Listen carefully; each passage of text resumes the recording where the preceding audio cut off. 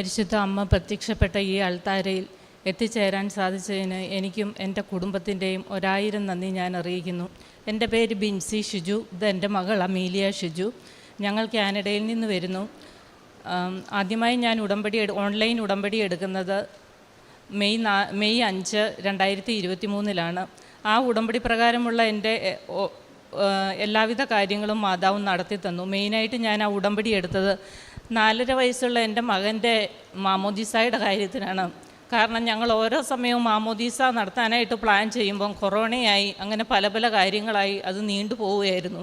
അപ്പോൾ ഞാൻ എൻ്റെ ഹസ്ബൻഡിനോട് പറഞ്ഞു, എന്തായാലും ഈ പ്രാവശ്യം ഞാൻ ഒരു ഉടമ്പടി എടുക്കാൻ പോവുകയാണ്, അങ്ങനെയെങ്കിലും നമുക്ക് നാട്ടിൽ പോയി കൊച്ചിൻ്റെ മാമോദീസ നടത്തണം എന്ന് പറഞ്ഞു. അങ്ങനെ ഞാൻ ഉടമ്പടി എടുക്കാൻ തീരുമാനിച്ചപ്പോൾ തന്നെ ഞങ്ങൾക്ക് ടിക്കറ്റ് ബുക്ക് ചെയ്യാൻ പറ്റി. സെപ്റ്റംബർ 12 ഞങ്ങൾ ടിക്കറ്റ് ബുക്ക് ചെയ്തു. ശരിക്കും ഞാനിപ്പോൾ ഇവിടെ നിൽക്കുന്നത് എൻ്റെ ഉടമ്പടിയിലെ സാക്ഷ്യത്തിനല്ല. ഞാനിപ്പോൾ ഇവിടെ നിൽക്കുന്നത് എൻ്റെ മകൾക്ക് ഒരസുഖമുണ്ടായി, അതിൻ്റെ സാക്ഷ്യം പറയുവാൻ വേണ്ടിയിട്ടാണ് ഞാനിവിടെ നിൽക്കുന്നത്. എൻ്റെ മകൾക്ക് ഒരു നടുവിന് വേദന ഉണ്ടായി. ആ സമയം ഞാൻ ഡ്യൂട്ടിയിലാണ്, ഞാൻ അവിടെ നേഴ്സായിട്ടാണ് ജോലി ചെയ്യുന്നത്.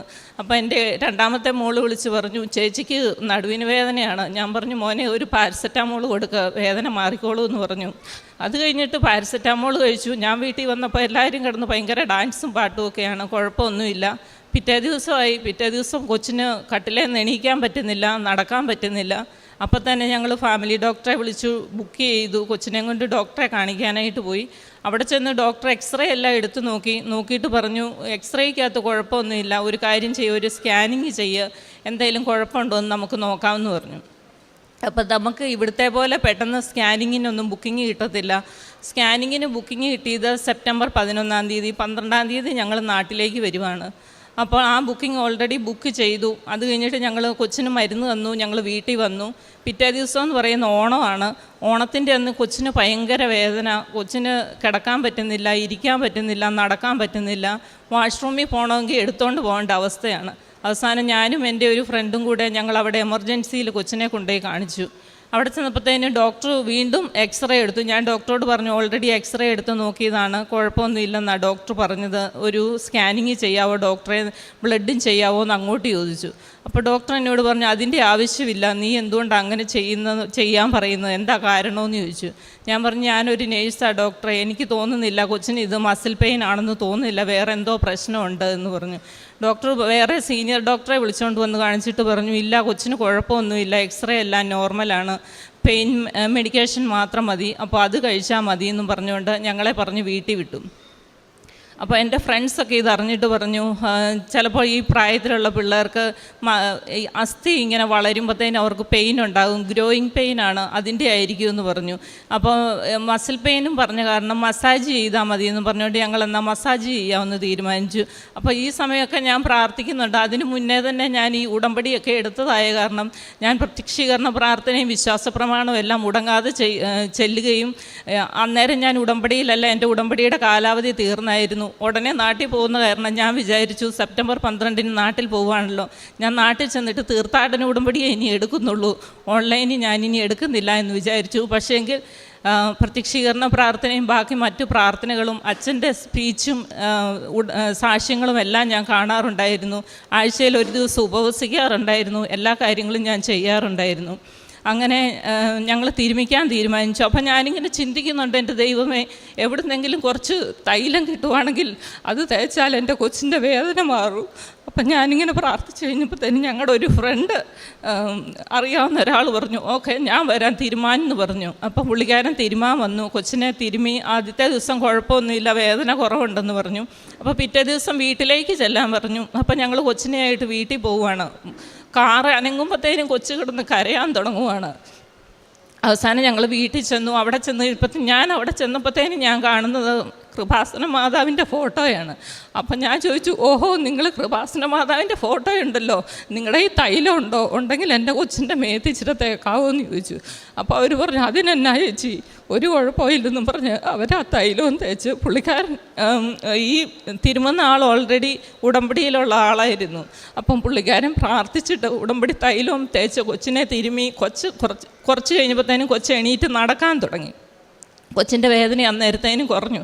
അപ്പം കൊച്ചു പറഞ്ഞു, അതിന് മുന്നേ കൊച്ചു പറഞ്ഞു എനിക്ക് നടക്കാനുള്ള കോൺഫിഡൻസ് പോയി, എനിക്ക് പേടിയാണ് നടക്കാനെന്ന് പറഞ്ഞു. അത് ഇപ്പം പറഞ്ഞു തൈലം തേച്ച് കഴിഞ്ഞപ്പോൾ എനിക്കൊരു കോൺഫിഡൻസ് വന്നിട്ടുണ്ട് എന്ന് പറഞ്ഞു. അങ്ങനെ അവസാനം വീണ്ടും ഞങ്ങൾ 3 ദിവസം അദ്ദേഹം പറഞ്ഞു 3 ദിവസം തിരുമണമെന്ന് പറഞ്ഞു. അപ്പം ഞങ്ങൾ തീരുമാനിച്ചു. രണ്ടാമത്തെ ദിവസം വന്നപ്പോഴത്തേനും മാതാവിൻ്റെ കാശ് രൂപം കൊച്ചിൻ്റെ കൈ കൊടുത്തിട്ട് പറഞ്ഞു, മോൾ ഇത് പിടിച്ചോ, ഇനി വീട്ടിൽ വരുമ്പോൾ ഈ കാശ് രൂപം പിടിച്ച് നടന്നു വേണം കയറി വരാനായിട്ട് എന്ന് പറഞ്ഞു. അതുവരെ ഞാനും എൻ്റെ ഹസ്ബൻഡ് ഫ്രണ്ട്സും എല്ലാം കൊച്ചിനെ എടുത്തോണ്ടാണ് പോകുന്നത്, തീരുമാനമായിട്ട് കൊണ്ടുപോകുന്നത്. ഒട്ടും കൊച്ചിന് നടക്കാൻ പറ്റുന്നില്ല. അവസാനം സെപ്റ്റംബർ 11 ഇതിൻ്റെ ഇടയ്ക്ക് കൊച്ചിന് വേദന കുറഞ്ഞു. അപ്പോൾ 10-ാം തീയതി ആയപ്പോഴത്തേനും വേദന കുറച്ച്. ഞങ്ങൾ തീരുമാനിച്ചു വേദന കുറഞ്ഞല്ലോ, ഇനിയിപ്പം നാട്ടിൽ പോകാമല്ലോ എന്ന് തീരുമാനിച്ചു. നാട്ടിൽ ചെന്നിട്ട് ബാക്കി ട്രീറ്റ്മെൻറ്റ് ചെയ്യാം. ഇതിൻ്റെ ഇടയ്ക്ക് എനിക്ക് ജോലിയുണ്ട്, ഞാൻ 2 സ്ഥലത്തായിട്ടാണ് ജോലി ചെയ്യുന്നത്. അപ്പോൾ അവിടെ വിളിച്ച് പറഞ്ഞപ്പോഴത്തേനും എല്ലാവരും എന്നോട് പറഞ്ഞു കൊച്ചിൻ്റെ കാര്യമല്ലേ, നീ പെട്ടെന്ന് നാട്ടിൽ പൊക്കോ, ഒരു കുഴപ്പമില്ലാതെ മാതാവ് എൻ്റെ ഡ്യൂട്ടി എല്ലാം എനിക്ക് ആ സമയത്ത് അറേഞ്ച് ചെയ്തു തന്നു. അതിന് ശേഷം സെപ്റ്റംബർ 11-ാം തീയതി ഞങ്ങൾ രാവിലെ 7:30-ക്കാണ് കൊച്ചിൻ്റെ സ്കാനിങ്ങിൻ്റെ അപ്പോയിൻമെൻറ്റ് കിട്ടിയത്.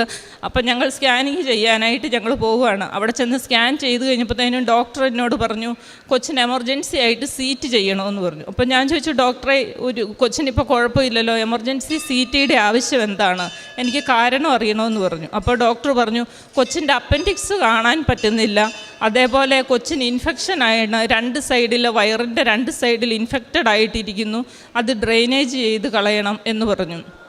അങ്ങനെ ഞങ്ങൾ വീണ്ടും ഹോസ്പിറ്റലിലേക്ക് പോവുകയാണ്. എമർജൻസി ചെന്നു, കൊച്ചിനെ അഡ്മിറ്റാക്കി. അവിടെ ചെന്ന് കഴിഞ്ഞപ്പോഴത്തേന് അവർ എമർജൻസി CT ചെയ്തിട്ട് പിറ്റേ ദിവസം ഞങ്ങൾക്ക് നാട്ടിൽ പോരേണ്ടതാണ്. അപ്പം നമുക്ക് ടിക്കറ്റ് ക്യാൻസൽ ചെയ്യണമെങ്കിൽ 5 മണിക്ക് മുന്നെയെങ്കിലും ടിക്കറ്റ് ക്യാൻസൽ ചെയ്യണം. 5 മണിയായിട്ട് ഇവരൊന്നും പറയുന്നില്ല, കൊച്ചിനെ അഡ്മിറ്റ് ആക്കുന്നുമില്ല. എമർജൻസിയിൽ ഇങ്ങനെ കൊച്ചു വേദനയായിട്ട് കിടപ്പുണ്ട്. അവർ 4 മണിക്കൂർ ഇടവിട്ട് മോർഫിൻ കൊടുക്കുന്നു, പക്ഷേ കൊച്ചിന് അതിൻ്റെ യാതൊരു എഫക്റ്റും കിട്ടുന്നില്ല. അവസാനം ഞാൻ ഡോക്ടറോട് പറഞ്ഞു, ഡോക്ടറെ ഇത് കുറച്ച് ദിവസങ്ങളായി, 27-ാം തീയതി തുടങ്ങിയതാണ്, ഇന്ന് സെപ്റ്റംബർ 12-ാം തീയതിയായി, ഇതുവരെയായിട്ടും ഡയഗ്നോസ് ചെയ്തിട്ടില്ല എന്ന് പറഞ്ഞു കഴിഞ്ഞപ്പോഴത്തേനും ഡോക്ടർ എന്നോട് വന്ന് പറഞ്ഞു, മോളെ ഇത് അപ്പൻഡിക്സ് റപ്ചർ ആയതാണ്, കൊച്ചിന് മൊത്തം ഇൻഫെക്ഷൻ ആയിട്ടിരിക്കുകയാണ്, നമുക്കതിൻ്റെ ട്രീറ്റ്മെൻറ്റാണ് നമുക്കിപ്പോൾ ചെയ്യേണ്ടതെന്ന് പറഞ്ഞു. അങ്ങനെ കൊച്ചിനെ അഡ്മിറ്റാക്കി. രാത്രി 12 മണിക്ക് ശേഷമാണ് ഈ 4 മണിക്കൂർ ഇടവിട്ട് മോർഫിനും ബാക്കി പെയിൻ കില്ലേഴ്സ് എല്ലാം കൊടുത്തു കഴിഞ്ഞിട്ട് കൊച്ചുറങ്ങുന്നത് രാത്രി 12 മണിക്ക് ശേഷമാണ്. ഈ ദിവസങ്ങൾ മുഴുവൻ ഈ കൊച്ച് ഈ വേദനയും സഹിച്ചുകൊണ്ട് തൈലം തേക്കുമ്പോൾ മാത്രം കൊച്ചിന് ആശ്വാസമുണ്ട്. ആ സമയത്ത് കൊച്ച് കിടന്നുറങ്ങും. അത് കഴിയുമ്പോൾ വീണ്ടും കൊച്ചെണീറ്റ് കാർച്ചയാണ്. അങ്ങനെ ഈ ദിവസങ്ങൾ കടന്നുപോയി. പിറ്റേ ദിവസം സർജറിക്ക് എടുത്തു. ആ സമയങ്ങളിലൊക്കെ ഞാൻ പ്രാർത്ഥിക്കുന്നുണ്ട്, എൻ്റെ മാതാവേ നീ ആയിരിക്കണം വന്ന് എൻ്റെ കുഞ്ഞിൻ്റെ സർജറി നടത്തുന്നത്. അതേപോലെ തന്നെ വളരെ സോഫ്റ്റായിട്ട് സംസാരിക്കുന്ന ഒരു ഡോക്ടർ, കണ്ടാൽ നമുക്ക് മാതാവാണെന്ന് തന്നെ തോന്നുന്ന ഒരു ഡോക്ടറിനെ തന്ന് ഞങ്ങളെ മാതാവ് അനുഗ്രഹിച്ചു. പിറ്റേ ദിവസം കൊച്ചിനെ സർജറിക്ക് എടുത്തു. അവിടെ കൊണ്ടുപോയി, നമുക്കറിയാം സർജറി ചെയ്യുമ്പോഴത്തേനും സാധാരണ ഓർണമെൻറ്റ്സ് എല്ലാം ഊരി വാങ്ങിക്കും. ആ സമയത്ത് ഈ കൃപാസന മാതാവിൻ്റെ കാശ് രൂപ ഇട്ടിരുന്ന കൊന്ത കഴുത്തി കിടപ്പുണ്ടായിരുന്നു. പക്ഷേ അവരത് ഊരാൻ പറഞ്ഞില്ല. അതേപോലെ തന്നെ അവരെന്നെയും തിയേറ്ററിൽ കയറാനായിട്ട് അനുവദിച്ചു. കൊച്ചിന് അനസ്തേഷ്യ കൊടുക്കുന്ന സമയം വരെ എനിക്ക് ഹോസ്പിറ്റലിൽ തിയേറ്ററിൻ്റെ അകത്ത് കൊച്ചിൻ്റെ അടുത്ത് നിൽക്കാൻ പറ്റി. അതിനുശേഷം ഡോക്ടർ എന്നോട് ചോദിച്ചു, നിനക്ക് നിൽക്കണോ, നീ ഒരു നേഴ്സല്ലേ എന്ന് ചോദിച്ചു. അപ്പം ഞാൻ പറഞ്ഞു, ഇല്ല ഡോക്ടറെ, ഞാൻ ഇറങ്ങുവാന്ന് പറഞ്ഞു. അപ്പോൾ ഇതിന് ശേഷം വീണ്ടും 10 ദിവസം കൊച്ച് ഹോസ്പിറ്റലിൽ കിടന്നു. അതിനുശേഷം ഡിസ്ചാർജായി വീട്ടിൽ വന്നു. വീണ്ടും 2 ദിവസത്തിന് ശേഷം, പക്ഷേ ഈ സമയങ്ങളിലെല്ലാം ദൈവത്തിൻ്റെ ഒരു അനുഗ്രഹം ഉണ്ടായിരുന്നു. ഈ CT സ്കാൻ ഓരോ തവണ റിപ്പീറ്റ് ചെയ്യുന്നതും ആ സമയം ദൈവം കാണിച്ചു തന്നത് 2:30 ആ 2:30 ഈ CT സ്കാൻ എല്ലാം നടന്നുകൊണ്ടിരുന്നത്. അപ്പം പിന്നീടാണ് എനിക്കത് മനസ്സിലായത്. ഞാൻ ഓരോ ടോക്കും അച്ഛൻ്റെ കേൾക്കുമ്പോൾ അച്ഛൻ പറയും, മാതാവിൻ്റെ ഇടപെടൽ നമ്മൾ സമയത്തിലൂടെ കാണിച്ചു തരുമെന്ന്. ആ 2:30 പറഞ്ഞത് മാതാവിൻ്റെ ഇടപെടൽ ഞങ്ങളെ കാണിച്ചു തന്നതായിരുന്നു. അതിനുശേഷം വന്നു. രണ്ടാമത്തെ 2 ദിവസം കഴിഞ്ഞ് വീണ്ടും വേദനയായി, വീണ്ടും ഹോസ്പിറ്റലിലേക്ക് പോവുകയാണ്. അപ്പം ഞാൻ ചിന്തിച്ചു, എൻ്റെ മാതാവേ നീ എല്ലാം കുറച്ച് തന്നു, എന്നിട്ട് നീ ഞങ്ങളെ വീണ്ടും ഹോസ്പിറ്റലിലേക്ക് വിളിക്കുവാണോ, എന്താണ് ഇതെന്ന് ഞാൻ മാതാവിനോട് പ്രാർത്ഥിച്ചു. വീണ്ടും പിറ്റേ ദിവസം CT പറഞ്ഞു. ആ CTയും വീണ്ടും 2:30 CT സ്കാൻ വന്നേക്കുന്നത്. അപ്പോൾ ഈ കാശ് രൂപം കയ്യിൽ പിടിച്ചുകൊണ്ട് ഞാൻ മാതാവിനോട് പ്രാർത്ഥിച്ചു. എൻ്റെ മാതാവേ, CT സ്കാനിൻ്റെ മെഷീനിൽ ഞാൻ കുരിശ് വരച്ച് പ്രാർത്ഥിച്ചു. എൻ്റെ മാതാവേ, ഇനി ഒരിക്കൽ പോലും എൻ്റെ കുഞ്ഞിന് ഈ CT റൂമിൽ കയറാൻ ഇടപെടരുത്, എൻ്റെ കുഞ്ഞിനെ കാത്തോളണമേ. തിരിച്ചിറങ്ങി വന്നപ്പോഴും ഞാൻ ആ റൂമിൻ്റെ വാതിൽക്ക് വരച്ച് ഞാൻ പ്രാർത്ഥിച്ചു, എൻ്റെ കുഞ്ഞിനെ കാത്തോളണേത്. പിറ്റേ ദിവസം വന്നപ്പോൾ ഡോക്ടർ എന്നോട് പറയുവാണ്, എന്തത്ഭുതമാണ് സംഭവിച്ചതെന്ന് എനിക്കറിയത്തില്ല, അതുവരെ ഉണ്ടായിരുന്ന പസ് കളക്ഷൻ മൊത്തം മാറിയിട്ടുണ്ട്. എനിക്കിപ്പോൾ ഭയങ്കര സന്തോഷമായി, ഒത്തിരി കുറഞ്ഞിട്ടുണ്ട്, കഴിഞ്ഞ 2 ദിവസം മുൻപേ കണ്ടതുപോലെയല്ല, ഇത് വളരെ പെട്ടെന്ന് മാറിയിട്ടുണ്ടെന്ന് ഡോക്ടർ പറഞ്ഞു. അപ്പോൾ ഡോക്ടറോട് ഞാൻ ഡോക്ടർ ഞങ്ങൾ പ്രാർത്ഥിക്കുന്നുണ്ടായിരുന്നു എന്ന് പറഞ്ഞു. അപ്പോൾ ഡോക്ടർ പറഞ്ഞു അതാണ് എന്നിങ്ങനെ ഡോക്ടർ ഞങ്ങളോട് പറഞ്ഞു. അതിനുശേഷം വീണ്ടും ഞാൻ കർത്താവിൻ്റെ ഇടപെടൽ, മാതാവിൻ്റെ ഇടപെടൽ കാണുന്നത് കൊച്ചിൻ്റെ സർജറി, അപ്പൻഡിക്സ് റപ്ചറായത് വീണ്ടും അത് വയറ്റിൽ തന്നെ ഇരിക്കുകയാണ്. പക്ഷേങ്കിൽ അവരത് സർജറി ചെയ്തിട്ടില്ല, പസ് മാത്രമേ മാറ്റിയിട്ടുള്ളൂ. അപ്പോൾ അടുത്ത സർജറി പറഞ്ഞേക്കുന്നത് 1 മാസത്തിന് ശേഷം. നമുക്കവർ പറഞ്ഞു നിങ്ങൾ വിളിച്ച് അപ്പോയിൻമെൻറ്റ് എടുക്കണം. അപ്പോയിൻമെൻറ്റിന് വേണ്ടിയിട്ട് ഞാൻ വിളിച്ചു, അവർ ഫോൺ എടുക്കുന്നില്ല, അപ്പോയിൻമെൻറ്റ് കിട്ടുന്നില്ല. അവസാനം ഞാൻ മാതാവിനോട് പറഞ്ഞു, എൻ്റെ മാതാവേ, 7 ദിവസം ഞാൻ ക്ഷമിക്കും, 7ാമത്തെ ദിവസത്തിന് മുന്നേ എനിക്കൊരു തീരുമാനം അറിയണം എന്നും പറഞ്ഞ് ഞാൻ പ്രാർത്ഥിക്കുകയാണ്. അപ്പം ഞാൻ എല്ലാ ദിവസവും ഒരു ദിവസം 7 പ്രാവശ്യം വെച്ച് ഞാൻ പ്രത്യക്ഷീകരണ പ്രാർത്ഥന ചെല്ലാൻ തുടങ്ങി. 4ാമത്തെ ദിവസം പ്രത്യക്ഷീകരണ പ്രാർത്ഥന ഞാൻ ചൊല്ലി ഉച്ചയ്ക്ക് പകുതിയായിക്കൊണ്ടിരുന്നപ്പോഴത്തേനും എനിക്കൊരു ഫോൺ വന്നു, കൊച്ചിൻ്റെ ഇതേപോലെ അടുത്ത മാസം സർജറി ചെയ്യാമെന്ന്. ആ സർജറിക്ക് എനിക്ക് കിട്ടിയ ഡേറ്റ് ഇവിടെ നമ്മുടെ അഖണ്ഡ ജപമാല നടക്കുന്ന ആ സെയിം ഡേയിലാണ് സർജറി. നാട്ടിൽ നടക്കുന്നത് ഞങ്ങൾക്ക് 1 ദിവസം അവിടെ പുറകിലാണ് വരുന്നത്. അപ്പം അങ്ങനെയും മാതാവ് അനുഗ്രഹിച്ചു. അപ്പം ഞാനിങ്ങനെ ചിന്തിക്കുന്നുണ്ടായിരുന്നു, മാതാവ് എനിക്ക് അഖണ്ഡ ജപമാല ഞാൻ ഇനി എങ്ങനെ കൂടാൻ പോകും? ഞങ്ങൾക്ക് കാനഡയിൽ അവിടെ പള്ളിയിൽ അഖണ്ഡ ജപമാല നടക്കുന്നുണ്ട്. ഇപ്പോൾ കൊച്ചിന് സർജറി ചെയ്ത് കഴിഞ്ഞാൽ ഹസ്ബൻഡ് US ട്രക്ക് ഡ്രൈവറാണ്, കാനഡ ടു US ആണ് ഓടിക്കുന്നത്. ആഴ്ചയിൽ 1 വീട്ടിൽ വരുള്ളൂ. അപ്പോൾ എനിക്ക് ഈ അഖണ്ഡ ജപമാല കൂടാൻ പറ്റത്തില്ല. ഞാൻ എങ്ങനെ അഖണ്ഡ ജപമാല കൂടും? ഞാൻ എങ്ങനെ പോകുമെന്നിങ്ങനെ ഞാൻ ചിന്തിക്കുകയാണ്. അപ്പം കൊച്ചിൻ്റെ സർജറിയുടെ ഡേറ്റ് പോസ്റ്റായി. അതിന് മുന്നേ ഹസ്ബൻഡ് അതിൻ്റെ എംപ്ലോയറോട് ചോദിച്ചു, എനിക്ക് അവധി തരുമോ, കൊച്ചിൻ്റെ സർജറിയാണ്. അപ്പം പുള്ളിക്കാരൻ പറഞ്ഞു, കൊച്ചിനെ അഡ്മിറ്റ് ആക്കുന്നില്ലല്ലോ, OP പോയില്ലേ, നിങ്ങൾ സർജറി ചെയ്തിട്ട് തിരിച്ച് വീട്ടിലേക്ക് വരുന്ന കാരണം അവധിയുടെ ആവശ്യമില്ല എന്ന് പറഞ്ഞു. അപ്പോൾ പുള്ളിക്കാരന് ജോലിക്ക് പോകണം, എനിക്ക് ജപമാല കൂടാനും പോകാൻ പറ്റത്തില്ല. സർജറി തലേദിവസം സർജറി കഴിഞ്ഞ് കൊച്ചിനെ ഒറ്റയ്ക്കിട്ടിട്ട് എനിക്ക് പിറ്റേ ദിവസം ജപമാല കൂടാൻ പോകാൻ പറ്റില്ല. അപ്പം ഞാനിങ്ങനെ വിഷമിച്ചിരിക്കുമ്പോഴത്തേനും ഈ സർജറിയുടെ തലേദിവസം ഹസ്ബൻഡ് എന്നെ വിളിച്ചിട്ട് പറഞ്ഞു, എൻ്റെ ട്രക്ക് കേടായി എന്ന് പറഞ്ഞു. അപ്പം ഞാൻ എടുത്ത വായിലേ പറഞ്ഞു, അത് മാതാവ് കേടാക്കിയതാ, എനിക്ക് നാളെ പള്ളിയിൽ പോകാനുള്ളതെന്ന് പറഞ്ഞു. അന്നേരം ഹസ്ബൻഡ്, നീ അങ്ങനെ സന്തോഷിക്കണ്ട, അവർ വേറെ ട്രക്ക് വിടുന്നുണ്ട് എന്ന് പറഞ്ഞു. അങ്ങനെ പക്ഷേങ്കിൽ മാതാവ് അവിടെ എന്നെ അനുഗ്രഹിച്ചു, അദ്ദേഹത്തിന് വരാൻ പറ്റി. അങ്ങനെ എനിക്ക് ജപമാല കൂടാനും പറ്റി. കൊച്ചിൻ്റെ സർജറിയും മാതാവെല്ലാം വളരെ നന്നായിട്ട് നടത്തി തന്നു. ഡോക്ടർ എന്നോട് പറഞ്ഞായിരുന്നു, എനിക്ക് സംശയമുണ്ട്, അഡ്ഹഷൻ ഉണ്ടാകും, സർജറി സക്സസ് ആകുമോയെന്ന് എനിക്ക് സംശയമുണ്ടെന്ന് പറഞ്ഞു. ഞാൻ പറഞ്ഞില്ല ഡോക്ടറെ, ഒരു കുഴപ്പമില്ല, ധൈര്യമായിട്ട് ചെയ്തു. അതേപോലെ തന്നെ കൃത്യം 2:30 സർജറി കഴിഞ്ഞ് ഉച്ചയ്ക്ക് 2:30 കൊച്ചിനെ ഓപ്പറേഷൻ തിയേറ്ററിൽ നിന്ന് ഇറക്കി. ഡോക്ടർ എന്നോട് വന്ന് പറഞ്ഞു, ബിൻസി, ഞാൻ ഭയങ്കര ഹാപ്പിയാണ്, ഒരു അഡ്ഹഷനും ഇല്ല, ഒരു കുഴപ്പവും ഇല്ലാതെ സർജറി കഴിഞ്ഞു എന്നും പറഞ്ഞ കൊച്ചിൻ്റെ അപ്പൻഡിക്സിൻ്റെ ഫോട്ടോ എന്നെ കൊണ്ടുവന്ന് കാണിച്ചു. അങ്ങനെയും മാതാവ് ഞങ്ങളെ അനുഗ്രഹിച്ചു. വീണ്ടും ഞങ്ങൾ പ്രാർത്ഥിച്ചു. അതിനു മുന്നേ എൻ്റെ അനിയത്തി ഇവിടെ ഉടമ്പടി മുടങ്ങാതെ വന്നെടുക്കുന്ന ആളായിരുന്നു. അവൾ എന്നോട് പറഞ്ഞു, നീ കൊച്ചിൻ്റെ ഒരു പ്രാർത്ഥന നീ തീരുമാനിക്കണം, കൊച്ചിന് ഒരു കുഴപ്പമില്ലാതെ മാതാവ് നിനക്ക് തരും, പക്ഷേ നീ എന്ന് നീ നാട്ടിൽ വരുന്നോ അന്ന് വന്ന് മാതാവിനെ കണ്ടിട്ടേ നീ വീട്ടിൽ പോകാവുള്ളെന്ന് പറഞ്ഞു. ഞങ്ങൾ കഴിഞ്ഞ മാസം 20-ാം തീയതി കാനഡയിൽ നിന്ന് അവധിക്ക് നാട്ടിലെത്തി. എയർപോർട്ടിൽ നിന്ന് രാത്രി 12 മണിക്ക് ഇവിടെ വന്ന് ഞങ്ങൾ മാതാവിനോട് നന്ദി പറഞ്ഞതിന് ശേഷം മാത്രമാണ് അടിമാലിയിലുള്ള ഞങ്ങളുടെ വീട്ടിലേക്ക് പോയത്.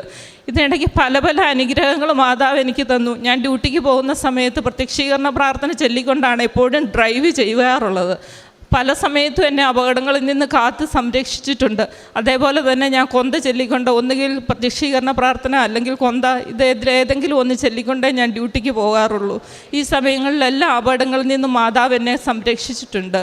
ഇന്നാണ് അതിനുശേഷം ഇന്ന് ഞാൻ ഇവിടെ വന്ന് തീർത്ഥാടന ഉടമ്പടി എടുത്തു. അടുത്ത ഞായറാഴ്ച ഞങ്ങൾ തിരിച്ച് കാനഡയിലേക്ക് പോവുകയാണ്. മാതാവ് തന്ന എല്ലാ അനുഗ്രഹങ്ങൾക്കും നന്ദി പറയുന്നു. അവൻ്റെ മുറിവിനാൽ നിങ്ങൾ സൗഖ്യമുള്ളവരായി പത്രോസ്ലീഹായുടെ 1-ാം ലേഖനം 2-ാം അധ്യായം 24 മുതലുള്ള 24-25 തിരുവചനങ്ങളിൽ നമ്മോട് അരുളി ചെയ്യുകയാണ്. തൻ്റെ കുഞ്ഞിൻ്റെ രോഗസൗഖ്യം അത് കണ്ടുപിടിക്കാൻ തന്നെ ഉണ്ടായിരുന്ന, ഡയഗ്നോസ് ചെയ്യാൻ തന്നെ ബുദ്ധിമുട്ടായിരുന്നു. പിന്നീട് പുറത്തൊക്കെ ഉള്ളവർ ഓൺലൈൻ ഉടമ്പടിയൊക്കെ എടുത്താലും അവർക്ക് ഉടമ്പടി നേർച്ച വസ്തുക്കളൊന്നും ഉണ്ടാകില്ല.